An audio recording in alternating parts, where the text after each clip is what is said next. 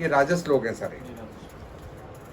जो कर्म परिणाम हानि हिंसा सामर्थ्य को न विचार कर केवल अज्ञान से आरंभ किया जाता है वह तामस कहा जाता है। तामस कौन सा?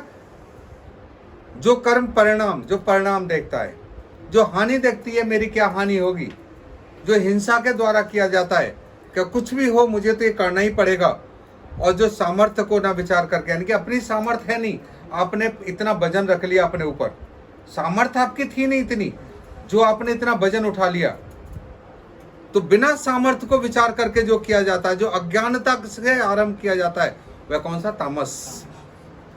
और जो सुसाइड करते हैं वो कौन कौन से लोग होते हैं? तामस और राजस।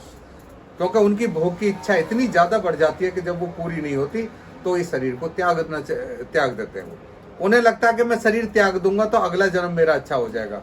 अगर आज आप अपना अच्छा बना लोगे तो कल अच्छा बनेगा, और कल अच्छा बनेगा तो ये जीवन अच्छा बनेगा, ये जीवन अच्छा बनेगा तो अगला जीवन अच्छा बनेगा। अगर आप आज अपना अच्छा नहीं बना पाए तो कल तुम्हारा बिगड़ जाएगा, और कल बिगड़ गया तो ये जीवन बिगड़ेगा, और ये जीवन बिगड़ा तो वो जीवन भी बिगड़ेगा।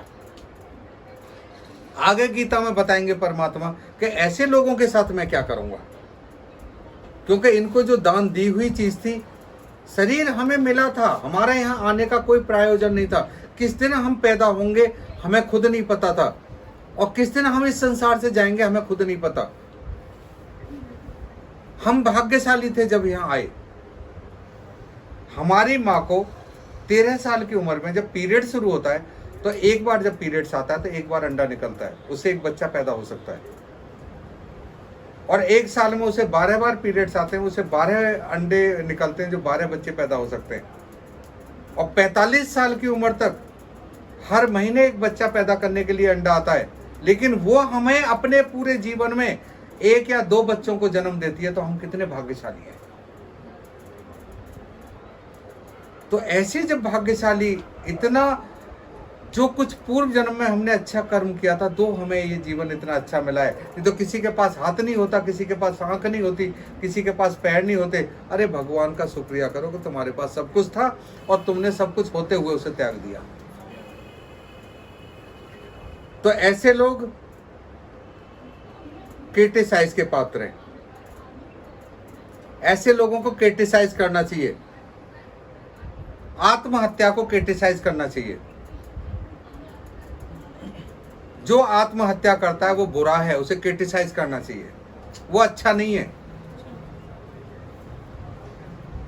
वो आत्मा दोबारा आएगी इस संसार में, फिर उसे जीवन जीना पड़ेगा, और जिस संस्कार को लेके गई है उसी संस्कार के अंदर उसे जीवन जीना पड़ेगा, और अपने संस्कार को यहां बदलना ही पड़ेगा उस आत्मा को।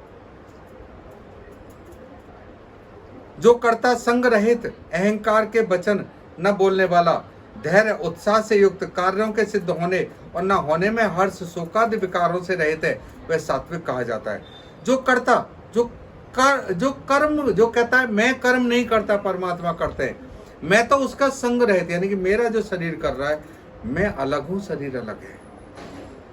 जो अब मुझसे बुलवा रहा, परमात्मा बुलवा रहा है, मैं नहीं बोल रहा, मैं अलग हूं, शरीर अलग है।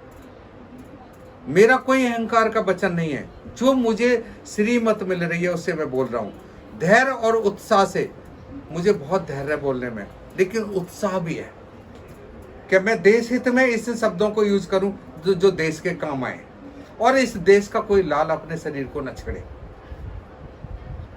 अगर इस देश का कोई भी लाल, एक भी अगर इंसान, 133 करोड़ में अगर एक भी इंसान इस शरीर को त्यागता है तो देश का नुकसान है। वो उस परिवार का नुकसान नहीं, उस माँ का भी नुकसान इतना नहीं है, वो सीधा सीधा देश का नुकसान है। और वो जो देश का नुकसान है, तो देशभक्त उस नुकसान को नहीं झेल पाएगा। तो जो कर्ता संग रहित, अहंकार के वचन न बोलने वाला, धैर्य और उत्साह से युक्त, कार्य के सिद्ध होने ना होने में हर्ष शोक, यानी कि जो मैं बोल रहा हूं मेरी बात आगे तक जाए या ना जाए, जाए तो कोई हर्ष नहीं और ना जाए तो कोई शोक नहीं। हर्ष शोकादि विकारों से रहित, उसे क्या कहते हैं? उसे सात्विक बोला जाता है, वो सात्विक है। और जो कर्ता आसक्त से युक्त, यानी कि मैं आज जिन शब्दों को बोल रहा हूं, और अगर मुझे कोई अंदर डर है, फियर है, आसक्त से युक्त है, कर्मों के फल को चाहने वाला, यानी कि इसे बोलने से मुझे क्या फल मिलेगा, अच्छा मिलेगा या बुरा मिलेगा। अगर मैं इस पर सोचता हूँ तो, और मैं लोभी हूँ, अगर लोभी हूँ और दूसरों को कष्ट देने के स्वभाव से अगर मैं बोल रहा हूँ, अगर ऐसा मेरा स्वभाव है, क्योंकि मैंने किसी को कष्ट देने के स्वभाव से नहीं बोल रहा, मैं देश हित में बोल रहा हूँ। अशुद्धाचारी, जिसका आचार और विचार अशुद्ध हो, जिसका विचार जो अंदर से बोल रहा है, जो सोच रहा है, जो बोल रहा है, जो कर रहा है, अगर इनमें तीनों में सत्यता ना हो, सोच कुछ रहा है, बोल कुछ रहा है और कर कुछ रहा है, वो अशुद्धाचारी होता है, हर्ष और शोक से लिप्त होता है। अच्छा मिलेगा तो हर्ष में आ गया, बुरा मिलेगा तो शोक में आ गया। तो ऐसा इंसान कौन होता है? राजस। अगर इसके साथ बोलेंगे तो हम राजस हैं। और सुनो तामस क्या होता है? जो कर्ता अयुक्त, शिक्षा से रहित, जिसको कोई शिक्षा नहीं है, जो शिक्षा के अयुक्त है, जो घमंडी है, जिसके अंदर बहुत घमंड है, धूर्त है, जिसको रावण धूर्त था, घमंडी था, दूसरों की जीविका का नाश करने वाला है। अगर मैं जाता हूं और बहुत सारे लोगों की जीविका का अगर मैं नाश कर देता हूं यहाँ पर, क्योंकि मुझसे बहुत सारे परिवार जुड़े हुए हैं, अगर मैं अपना शरीर भोगों की वजह से जो मैं भोग नहीं पाया और मैं अपने शरीर को त्याग देता हूं, तो मैंने कितने सारे लोगों की जीविका का नाश कर दिया।